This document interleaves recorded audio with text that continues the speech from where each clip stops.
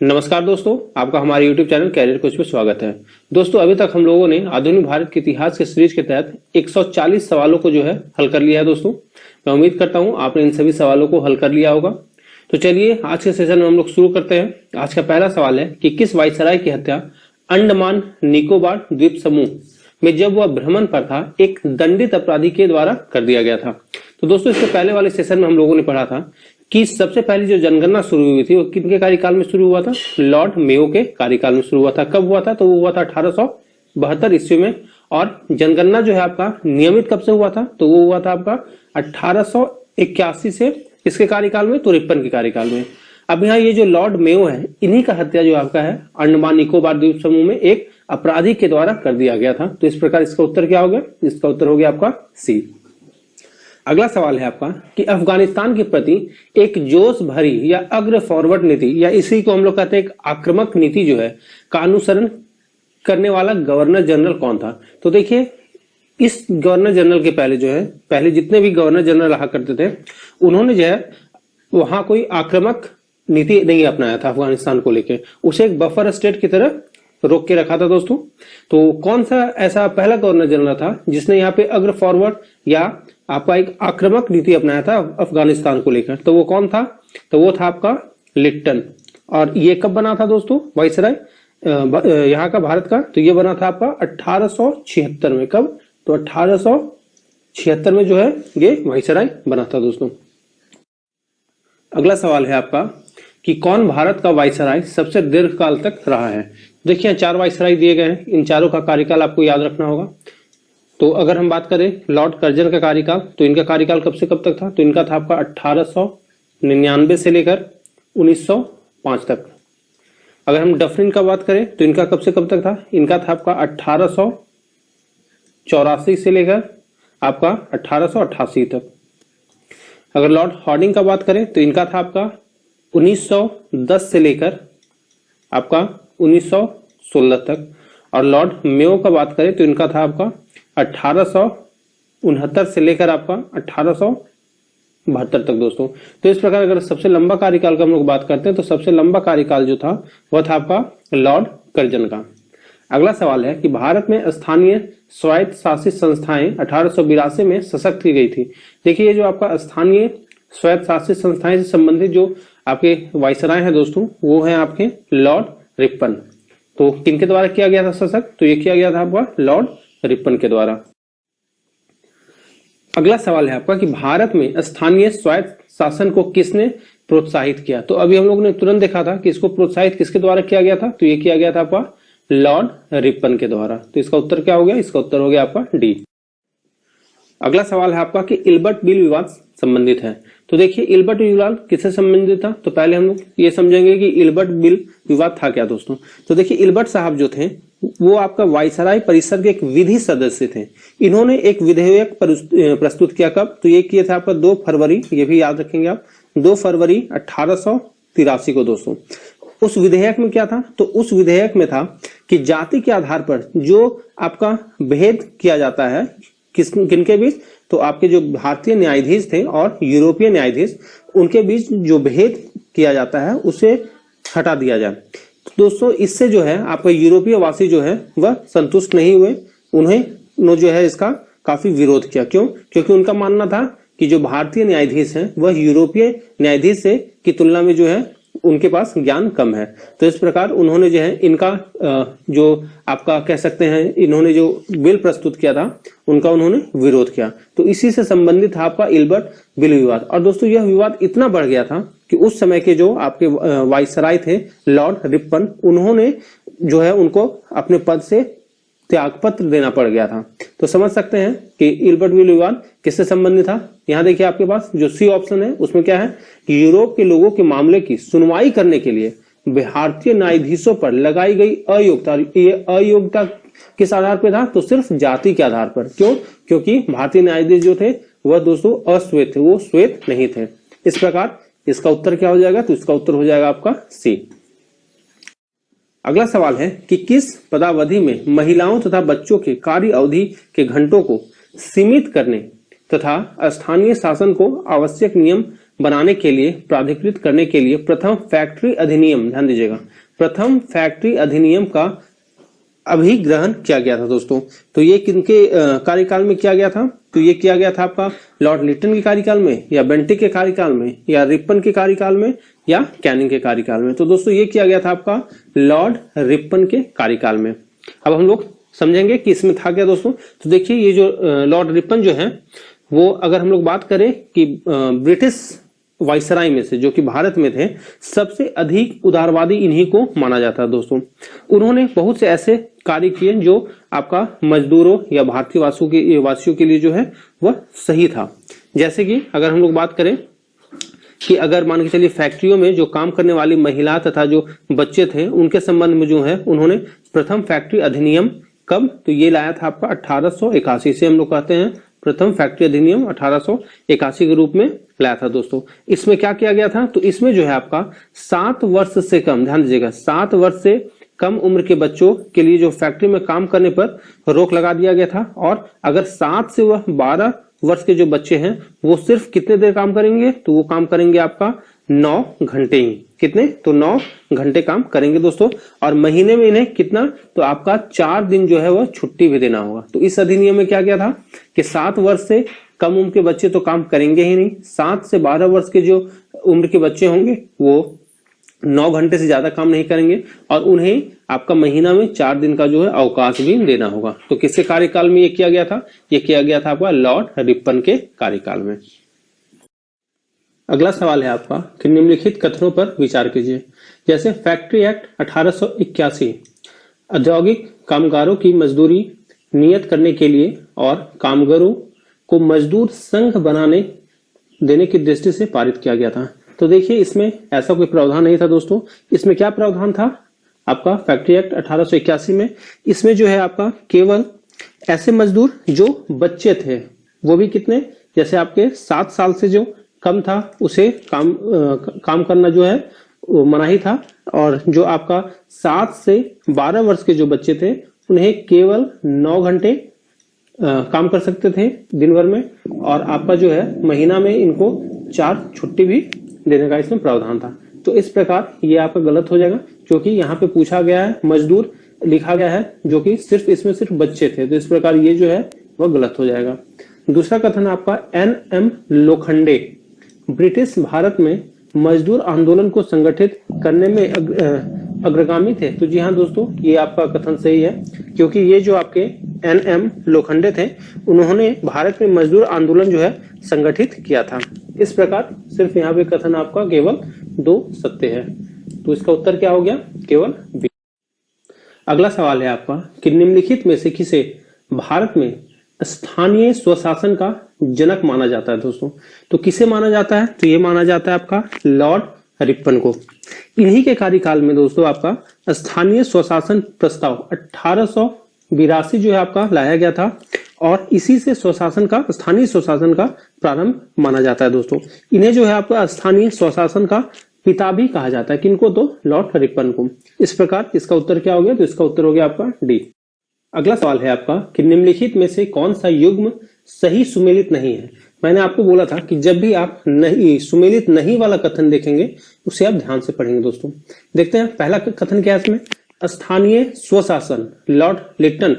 Just अभी हम लोगों ने जो पिछला सवाल था वह देखा था कि स्थानीय स्वशासन का जनक किसे माना जाता है, तो ये माना जाता है आपका लॉर्ड रिपन को।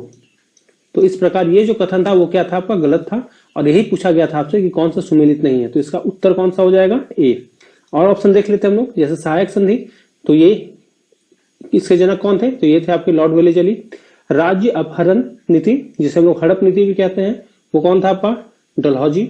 और अस्थायी बंदोबस्त किसने लागू किया था? तो ये लागू किया गया था आपका कॉर्नवालिस के द्वारा। यानी ये तीनों जो है उनका सुमेलित किया गया है इन तीनों को। तो इसका उत्तर हो जाएगा आपका ए। अगला सवाल है आपका कि सूची 1 को सूची 2 से मिलाइए और नीचे दिए गए कुट में से सही उत्तर का चयन कीजिए। देखिए यहाँ पे आपका 4 लोगों का नाम दिया गया है दोस्तों, और किससे ये संबंधित है उनका इधर दिया गया है, इसे आप आपस में मिलाना है। तो जैसा पहला है आपका क्लाइव। अब इधर हम लोग देखेंगे कि क्लाइव से संबंधित कौन है, तो आपका प्रेस पर प्रतिबंध हटाना जी नहीं, बंगाल विभाजन ये भी नहीं था, और बंगाल में दोहरा शासन। तो हम लोग जानते हैं कि बंगाल में जो दोहरा शासन लाया गया था, जैसे द्वैत शासन कहा जाता है दोस्तों, वो कौन लाया था? तो वो लाया था आपका क्लाइव, यानी एक का क्या हो जाएगा आपका सी। अगर हम यहाँ ऑप्शन देखें तो यहाँ दो ऑप्शन है, ए का सी। अगला है आपका बेंटिक। इधर देखें कौन कौन सा है? प्रेस पर प्रतिबंध, बंगाल विभाजन, अंग्रेजी शिक्षा। तो दोस्तों ये जो अंग्रेजी शिक्षा लाया गया था वो किसके कार्यकाल में लाया गया था? तो ये लाया गया था आपका बेंटिक के कार्यकाल में, यानी दो का कौन सा हो गया? डी। देखिए यहाँ दो का डी कौन सा है? तो ये है आपका ए का सी। यानी अगर हमको ये सिर्फ दो ही पता होता तो भी हम लोग उत्तर इसको देते हैं। अगला देखते हैं चार्ल्स मिटकॉफ। कौन है दोस्तों इसका? प्रेस पर प्रतिबंध हटाना। तो हम लोग जानते हैं कि प्रेस के स्वतंत्रता से जो है संबंधित कौन है? तो वो है चार्ल्स मिटकॉफ। अगला है आपका 4 का बी, यानी कौन सा? तो कर्जन बंगाल विभाजन। हम लोग जानते हैं कि 1905 में जो है कर्जन के समय ही जो हुआ था आपका क्या हुआ था? बंगाल विभाजन। यानी इस प्रकार इसका उत्तर क्या हो जाएगा आपका? ए। कौन कौन? क्लाइव संबंधित है आपका बंगाल में दोहरा शासन द्वैत शासन से, बेंटिक है आपका अंग्रेजी शिक्षा से, चार्ल्स मिटकॉफ है आपका प्रेस पर प्रतिबंध हटाना, और कर्जन बंगाल विभाजन से। दोस्तों अगला सवाल है आपका सूची 1 को सूची 2 से मिलाइए और नीचे दिए गए कूट में से सही उत्तर का चयन कीजिए। देखिए यहाँ पे भी आपका 4 लोगों का नाम दिया गया है, वो किससे संबंधित है वो आपको पता करना है दोस्तों। तो पहला है आपका लॉर्ड डलहौजी। अब देखेंगे इधर कि लॉर्ड डलहौजी किससे संबंधित है? तो क्या सती प्रथा का निषेध? जी नहीं, इससे लॉर्ड डलहौजी नहीं थे। स्वायत्त शासन, इससे भी नहीं थे दोस्तों। स्वायत्त शासन से अभी हम लोगों ने तुरंत देखा था, स्वायत्त शासन से कौन था? तो लॉर्ड रिपन था दोस्तों। और सती प्रथा से कौन था? तो सती प्रथा से कौन थे दोस्तों? तो सती प्रथा से आपके थे बेंटिक। कौन? तो बेंटिक। और अगर हम बात करें आपका बंगाल विभाजन, तो अभी हम लोग तुरंत देखा था बंगाल विभाजन से कौन था? तो ये थे आपके कर्जन। अब व्यापकता का सिद्धांत जिसे हड़प नीति कहते हैं या राज्य अपहरण नीति भी कहते हैं, उससे संबंधित कौन था? तो वो था आपका लॉर्ड डलहौजी। यानी हम बात करें तो 1 का क्या हो जाएगा आपका? 1 का हो जाएगा डी। यहाँ दो ऑप्शन है। फिर है आपका 2 का ए, यानी 2 का ए, यानी इसका उत्तर क्या हो जाएगा? ए। 3 का कौन सा था? बी। 3 का देखें यहाँ स्वायत्त शासन बी। और 4 का कौन सा दोस्तों? 4 का है आपका सी, यानी कर्जन का बंगाल विभाजन। तो देखिए इस तरह का जो सवाल पूछा जाता है दोस्तों, इसे आप जरूर हल करने का प्रयास करें, क्योंकि यहाँ एक साथ जो है कई चीजें आती हैं और उससे आपका कॉन्सेप्ट क्लियर होगा। अगला सवाल है आपका निम्नलिखित में से कौन सी जोड़ी सुमेलित है? यहाँ पे दोस्तों गवर्नर जनरल और कुछ घटना दिया गया है, आपको पता करना है कि क्या वो घटना जो है वही गवर्नर जनरल के टाइम में घटित हुआ था। जैसे पहला ऑप्शन है आपका लॉर्ड कॉर्नवालिस रेगुलेटिंग एक्ट। तो जी नहीं, रेगुलेटिंग एक्ट जो है लॉर्ड कॉर्नवालिस के टाइम में नहीं, ये आपका आया था वॉरेन हेस्टिंग के टाइम में। कब? तो 1773 रेगुलेटिंग एक्ट के बारे में आप जानते होंगे। यानी ये आपका कथन क्या है? ये गलत हो गया। दूसरा है आपका लॉर्ड वेलिजली अस्थायी बंदोबस्त। हम लोग जानते हैं कि अस्थायी बंदोबस्त किसने लागू किया था? तो ये लागू किया गया था आपका लॉर्ड कॉर्नवालिस के द्वारा। कब? तो 1793 ईस्वी में। यानी ये भी गलत हो गया। और लॉर्ड वेलिजली किससे संबंधित थे? तो ये थे आपके सहायक संधि से। लॉर्ड एलनबरो सिंध का विलय। जी हाँ दोस्तों, ये कथन आपका सही है, क्योंकि लॉर्ड एलनबरो के द्वारा जो है सिंध का विलय किया गया था। और कब किया गया था? तो ये किया गया था आपका 1843 ईस्वी में। चौथा है आपका लॉर्ड डलहौजी प्रथम अफगान युद्ध। तो जी नहीं, लॉर्ड डलहौजी जो है उनके टाइम में प्रथम अफगान युद्ध नहीं हुआ था। ये किसके टाइम में हुआ था दोस्तों? तो ये हुआ था आपका ऑकलैंड के टाइम में। किसके टाइम? तो ऑकलैंड के टाइम में। और लॉर्ड डलहौजी किससे संबंधित है? तो हम लोग जानते हैं ये हड़प नीति जो है या फिर आपका राज्य अपहरण नीति या व्यवगत का सिद्धांत है, उससे संबंधित है आपका लॉर्ड डलहौजी। तो इस प्रकार इसका उत्तर क्या हो गया? इसका उत्तर हो गया आपका। अगला सवाल है आपका कि भारतीय पुरातत्व सर्वेक्षण की स्थापना किसके काल में हुई थी? तो देखिए भारतीय पुरातत्व सर्वेक्षण की स्थापना जो हुई थी ये हुआ था आपका लॉर्ड कर्जन के कार्यकाल में। कब? तो 1901 में। और इसका जो महानिदेशक बनाया गया था वो किसको बनाया गया था? तो जॉन मार्शल को। किनको? तो जॉन मार्शल को इनका महानिदेशक बनाया गया था दोस्तों। तो इस प्रकार इसका उत्तर क्या हो गया? इसका उत्तर हो गया आपका सी। अगला सवाल है आपका कि भारत में कर्जन के प्रशासन की तुलना औरंगजेब से किसने की थी? तो देखिए कर्जन का जो कार्यकाल था दोस्तों ये था आपका 1899 से लेकर 1905 तक। और इसके कार्यकाल में इसने ऐसा ऐसा कार्य किया जो कि भारतवासियों के जनमानस को काफी ठेस पहुंचाया। जैसे इसमें एक आपका सबसे प्रसिद्ध जो था वो था आपका बंगाल विभाजन।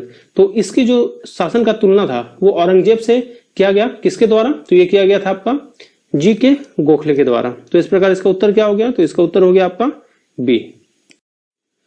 अगला सवाल है आपका कि भारत में ब्रिटिश साम्राज्य के दौरान निम्नलिखित वायसराय पर विचार कीजिए। देखिए यहाँ लॉर्ड कर्जन था दोस्तों, तो लॉर्ड कर्जन जो है इसका आपका कार्यकाल कब से है, तो ये है आपका 1899 से आपका 1905 तक। बात करें हम हॉर्डिंग का, तो ये था आपका 1910 से लेकर 1916 तक।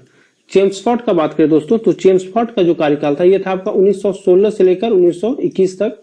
और इरविन जो है ये कब से कब तक था, तो 1926 से लेकर आपका 1931 तक। अब यहाँ आप इसका कालानुक्रम देखें तो सबसे पहले कौन आ जाएगा, लॉर्ड कर्जन आ जाएगा दोस्तों।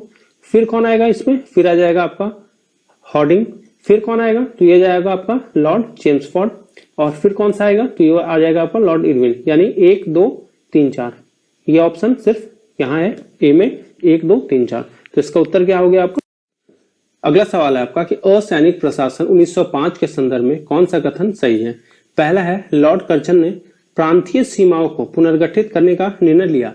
तो जी हाँ दोस्तों, ये कथन सही है। क्यों सही है, क्योंकि इसने हम लोग जानते हैं कि बंगाल को 2 भागों में बांट दिया था। एक था आपका पूर्वी बंगाल और असम नामक एक नया प्रांत बनाया था। और उसी में आपका बंगाल का जो पश्चिमी भाग था उसी में क्या किया गया था, आपका बंगाल, उड़ीसा और आपका बिहार इत्यादि को उसमें सम्मिलित कर दिया गया था। तो ये कथन आपका सही हो गया। दूसरा आपका पूर्वी बंगाल और असम नामक एक नया प्रांत बनाया। जी हाँ, हम लोग जानते हैं कि आपका बंगाल को विभाजित करके एक पूर्वी बंगाल और असम नामक नया प्रांत बनाया था। तो इस प्रकार ये दोनों कथन सही है। तो इसका उत्तर क्या हो गया, इसका उत्तर हो गया आपका बी। अगला सवाल है आपका कि फूट डालो और राज करो के रणनीति अपनाई गई थी। तो देखिए दोस्तों, यहाँ पे 4 ऑप्शन है आपके पास, लॉर्ड कर्जन द्वारा, लॉर्ड मिंटो द्वारा, लॉर्ड डलहौजी द्वारा और लॉर्ड वेलेजरी द्वारा। तो अगर हम लोग बात करें फूट डालो और राज करो नीति, तो ये किसके द्वारा अपनाया गया था, तो दोस्तों ये आपका लॉर्ड कर्जन के द्वारा भी अपनाया गया था और लॉर्ड मिंटो के द्वारा भी अपनाया गया था। वो कैसे दोस्तों, तो अगर हम लोग लॉर्ड कर्जन का बात करें तो इसने 1905 में आपका बंगाल विभाजन कर दिया था। और इसने उस समय क्या बोला था कि बंगाल विभाजन करने का इसका उद्देश्य क्या है कि प्रशासन की सुविधा, परंतु ऐसा नहीं था दोस्तों। इसका ये दावा जो था वह गलत था। ऐसा इसने इसलिए किया था ताकि ये हिंदू मुस्लिम को जो है आपस में लड़ा सके। और उस समय जो आपका बंगाल में एक जो नव जागरण हो रहा था उसको भी ये चोट पहुंचा सके। तो एक तो ये हो जाएगा। दूसरा आपका लॉर्ड मिंटो। लॉर्ड मिंटो क्यों हो सकता है इसका आंसर, क्योंकि लॉर्ड मिंटो ने ही आपका पृथक निर्वाचन प्रणाली को प्रोत्साहित किया था। इस प्रकार इसका जो है आंसर ये ए और बी जो है वह दोनों होना चाहिए था, परंतु ऐसा नहीं है। तो आप कोई भी दोनों में से एक को चुन सकते हैं। अगला सवाल है आपका कि मुझे विश्वास है कि कांग्रेस अपने विनाश की तरफ जा रही है और मेरी बड़ी इच्छा भारत में रहते होगी कि इसके शांति प्रिय निधन के लिए इसका सहायक बनूं। दोस्तों ये कथन से सवाल जो है वह पूछा जाता है। तो ये कथन किसका था, तो ये कथन था आपका लॉर्ड कर्जन का। उसी ने ही ये बोला था कि मेरा जो है अंतिम इच्छा जो है वो यही है कि मैं इसके शांति प्रिय निधन के लिए सहायक बनूं। इस प्रकार इसका उत्तर क्या हो जाएगा, तो इसका उत्तर हो जाएगा आपका सी। अगला सवाल है आपका कि इनमें से किस गवर्नर जनरल ने सबसे पहले पृथक निर्वाचन मंडल की व्यवस्था मुसलमानों को जीतने व उन्हें कांग्रेस के विरुद्ध करने के लिए इस्तेमाल किया गया था। दोस्तों इसके पहले वाले सवाल में हम लोगों ने देखा था कि आपका जो है फूट डालो और राज करो नीति किससे संबंधित था, तो एक तो आपका कर्जन से था और मिंटो से था। क्योंकि कर्जन ने ही जो है आपका बंगाल विभाजन किया था, तो इसके बाद जो है इनके जगह आपका लॉर्ड मिंटो को लाया गया था। और इन्होंने जो है 1909 में दोस्तों एक मॉर्ले मिंटो सुधार लाया था। उसमें क्या किया गया था, तो उसमें जो है आपका मुसलमानों के लिए एक पृथक मताधिकार और पृथक निर्वाचन क्षेत्र की स्थापना की गई थी। क्यों, ताकि इसका उद्देश्य जो था वह मुसलमानों को कांग्रेस के विरुद्ध करना था। तो इस प्रकार इसका उत्तर क्या हो जाएगा आपका लॉर्ड मिंटो। कौन सा इसको सुधार कहा जाता है, तो मॉर्ले मिंटो सुधार 1909 के तहत दोस्तों। तो दोस्तों मैं उम्मीद करता हूं कि आपने ये 20 महत्वपूर्ण सवालों को हल कर लिया होगा। दोस्तों यदि आपने इस चैनल को सब्सक्राइब नहीं किया तो कृपया कर लें। धन्यवाद।